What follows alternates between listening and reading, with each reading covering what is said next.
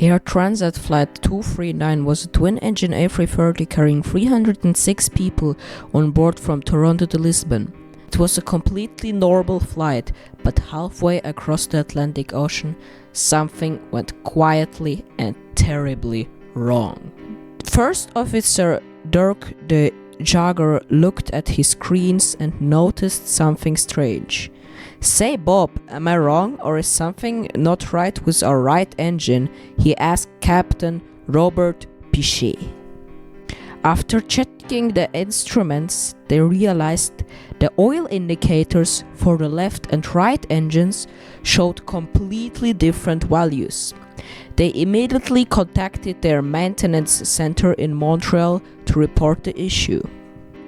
But shortly after, they made an even more terrifying discovery: a massive fuel imbalance between the right and left wing tanks.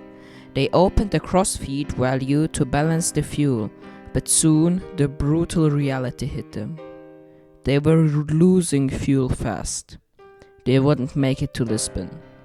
The crew quickly checked their options. How far is the Portuguese coast? 1,000 kilometers. How far back to the Canadian coast? 2,000 kilometers. And how far to the Azores? 240 kilometers. Running out of fuel in the middle of the night over the Atlantic Ocean is a pilot's absolute worst nightmare, even for a captain with over 1,700 flight hours. Captain Piché immediately declared an emergency with oceanic control. At exactly 1:13 a.m., the right engine sputtered and died. Just 13 minutes later, at 1:26 a.m., the left engine stopped too. The massive wide-body jet was now completely powerless, gliding silently over the Atlantic. Still at an altitude of 10,000 meters, but 120 kilometers away from the saving runway of Lajes Air Base. When both engines fail, you lose your main sources of hydraulic pressure and electrical power. To save the plane, a tiny emergency generator called RAT or Ram Air Turbine automatically deployed from the belly of the aircraft. Acting like a small windmill driven by the rushing airflow, it generated just enough power to keep the most critical cockpit instruments alive.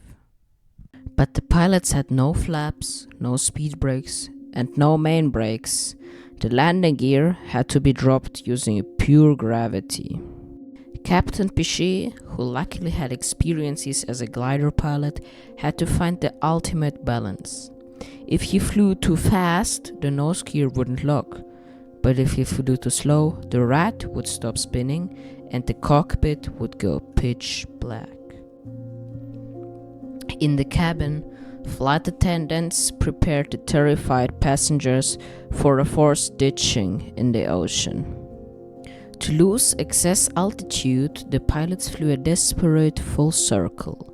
They lined up with the landway at the Lajes Air Base, approaching at a brutal speed of 370 kilometers per hour. The impact was violent. The plane bounced hard, slamming back onto the tarmac.